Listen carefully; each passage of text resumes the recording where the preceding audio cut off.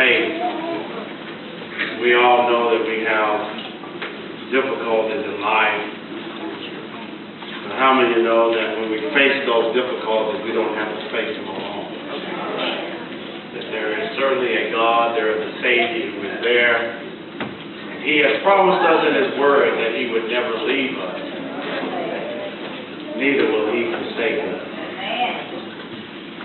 I think we have some others. Is that some others? We should all look at it.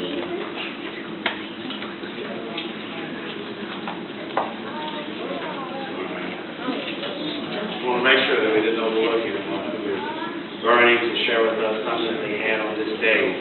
Because one thing is that we don't know that certainly may be someone's last chance to hear or to share a word with someone else. And it is ever important that we do that. Amen? Amen. Amen. Amen. And that's good. That's good. Minister Ian, will you come on forward and just extend the invitation? Amen.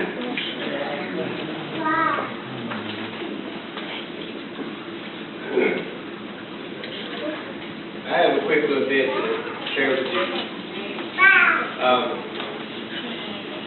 Yesterday I was faced with the situation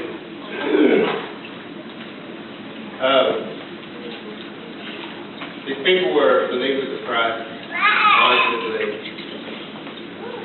But they were carrying a message, and the message was, it wasn't love, and it wasn't necessarily a message of grace.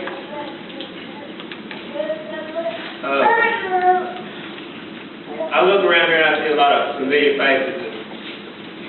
I grew up going to church with a lot of you. But it took my encounter with God's grace to change my life. And that encounter is what it would have to take for you to experience God's grace. And it took a man dying on the cross. And that powerful moment, it changed my life forever. And at the same time, it can change yours. It doesn't take a set of rules for you to make it to heaven. Jesus said, first, love God with all your heart, mind, and soul.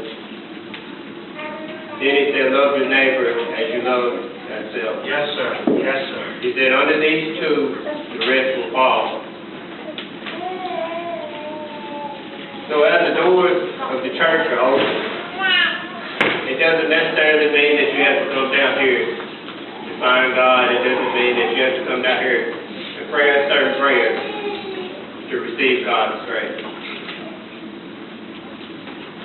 But if you have the courage to come down here and sit in this chair, there's many of my brothers and sisters in this house that will pray for you.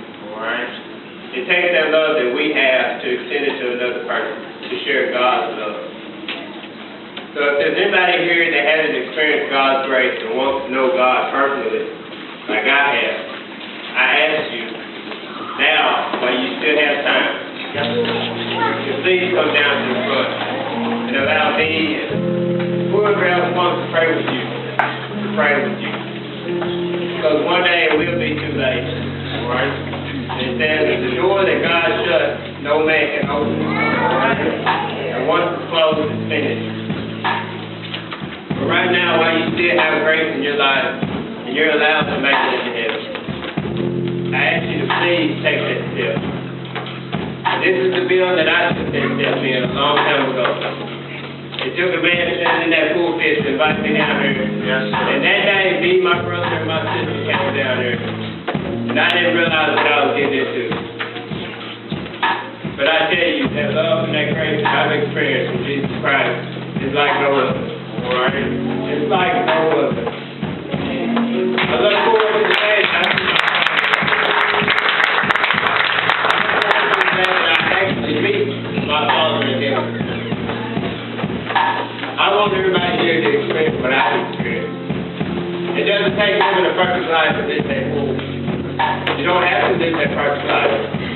Jesus did on the cross, he did it all. All right? And he said it is finished. He did all the work. There's nothing else you have to do except accept him and believe in him. I'm not here to pressure anybody, because I'm no better than the next.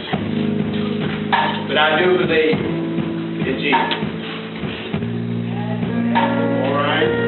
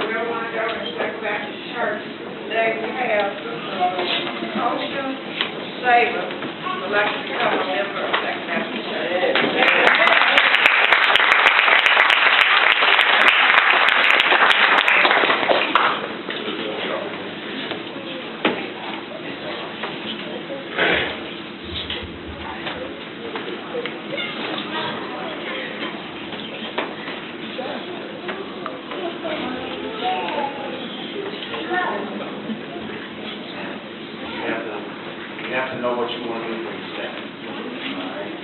Now, if you want to become a member of this church, this is public accepted. Because of the standing with you. So, I'm here with you. You want anybody else to come stand with you? But you have to say what it is that you want to do. We don't know what you want to do, but you tell us.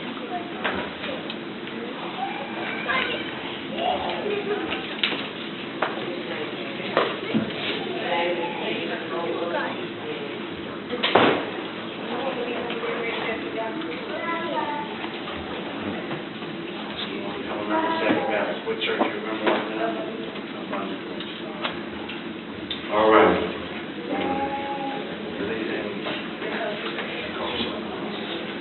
All right, well, we certainly will welcome you to Second Baptist Church. Amen. Now, schedule orientation. Sister Thompson will give you for the orientation. Amen. Amen. We certainly welcome you. Seated. All your information. Amen.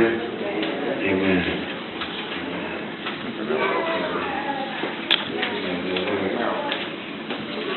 Amen.